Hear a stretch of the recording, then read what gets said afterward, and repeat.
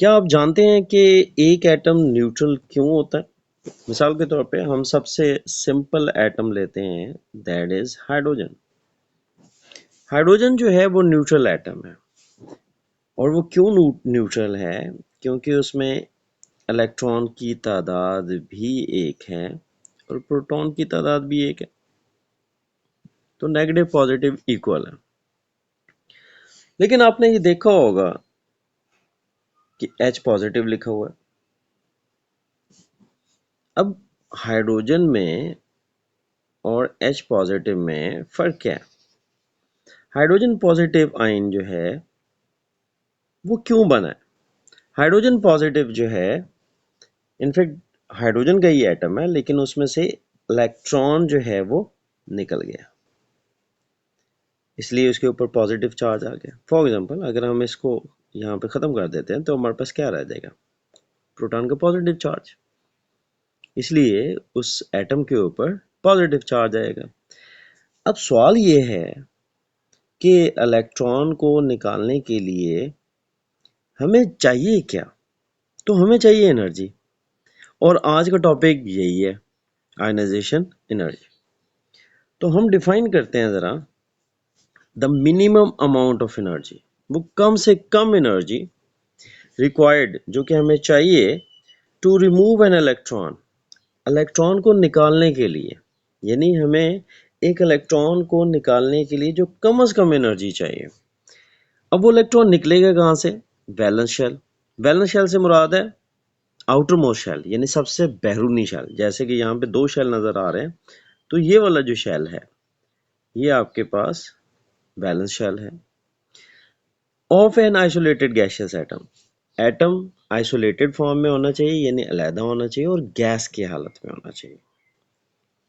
तो एक आज़ाद गैसी एटम के सबसे बाहर वाले शेल से इलेक्ट्रॉन निकालने के लिए जो आपको कम से कम एनर्जी चाहिए, that is known as ionization energy. उसे आयनाइजेशन एनर्जी कहते हैं। Right. Trends in periodic table. Ionization energy का जनरल ट्रेंड क्या है, क्या रुझान है? जब आप ग्रुप में जाते हैं, अब आपको पता है कि ये ग्रुप है टॉप से बॉटम में, तो ये डिक्रीज करती है डाउन द ग्रुप, यानी कि ये बतदरीज कम हो रही है, ग्रेजुअली ये डिक्रीज कर रही है। एक्सेप्शंस हो सकते हैं, बट जनरल ट्रेंड यही है कि आयनाइजेशन एनर्जी जो है वो ऊपर से नीचे कम होती है, जबकि पीरियड के अंदर हमारे पास लेफ्ट टू राइट, यानी यहां से यहां तक ये बढ़ती है।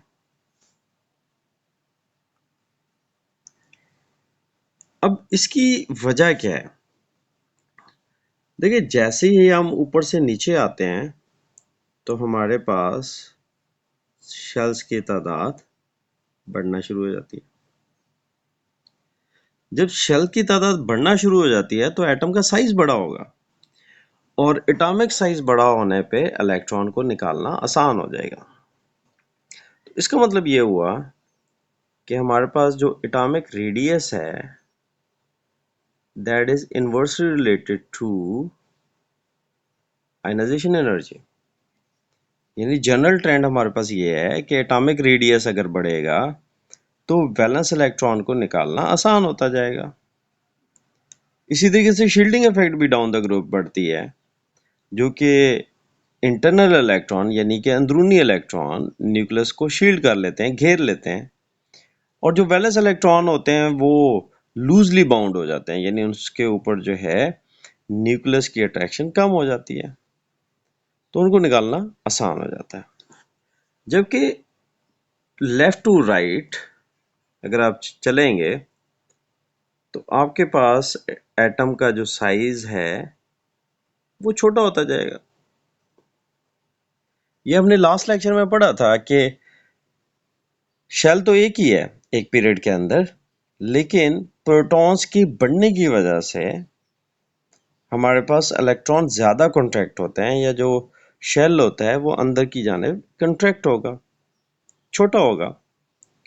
अब जब साइज छोटा हो रहा है तो अभी हमने पढ़ा था कि एटॉमिक रेडियस जो है उसको हम इन्वर्स रिलेट कर सकते हैं। तो एटॉमिक साइज अगर छोटा हो रहा है तो आयनाइजेशन एनर्जी बढ़ रही है, यानी कि न्यूक्लियर अट्रैक्शन के बढ़ने की वजह से वैलेंस इलेक्ट्रॉन को निकालना मुश्किल से मुश्किल होता जाएगा।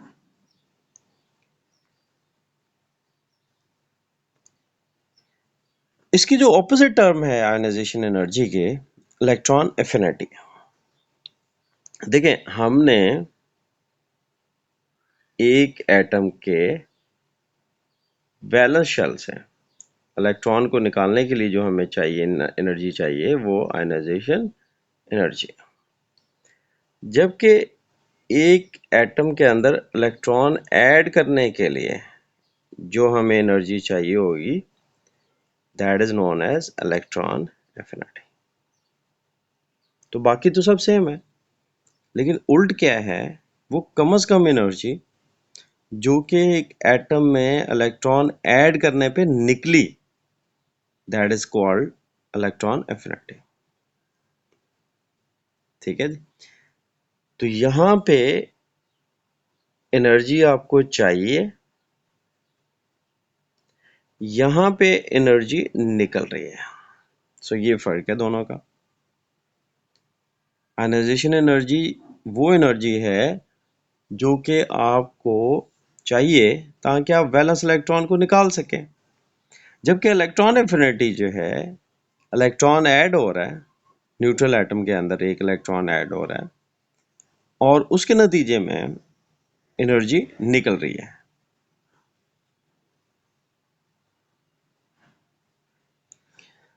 ये इसकी ग्राफिकल रिप्रेजेंटेशन है।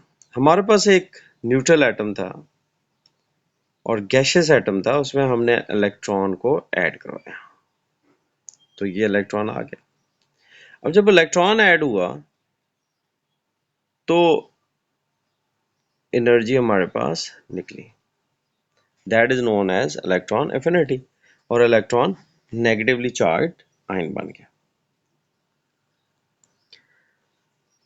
इसका ट्रेंड सेम वही है जो कि आयनाइजेशन एनर्जी का है, लेफ्ट टू राइट बढ़ता है और ग्रुप में top to the bottom decrease करता है।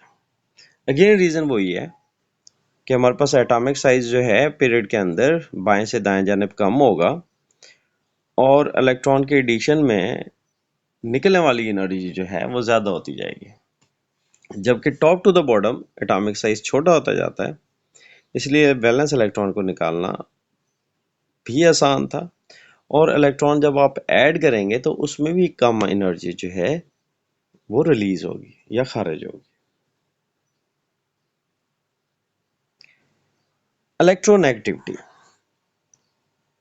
जैसे कि नाम से जाहिर है, electro is the stand for electron, negativity means the negative charge. बाज़ औक़ात ऐसा होता है कि दो एटम्स जब बॉन्ड बनाते हैं, एक एटम उन शेयर्ड इलेक्ट्रॉन्स को अपनी तरफ ज्यादा मजबूती से खींचता है, इसको इलेक्ट्रोनेगेटिविटी कहते हैं।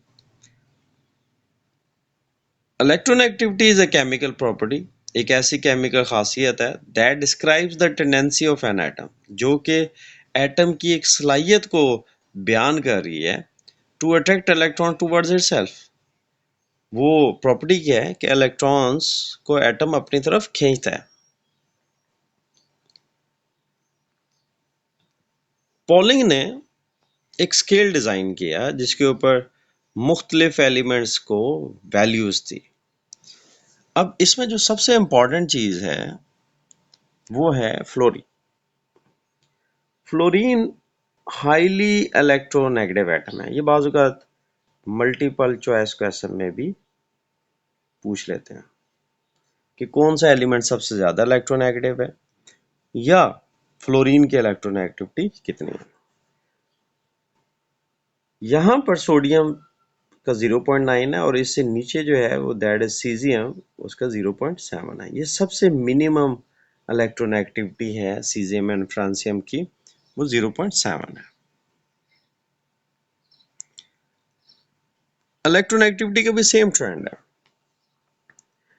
कि ये left to the right increase कर रही है और टॉप टू द बॉटम जो है वो डिक्रीज कर रही है।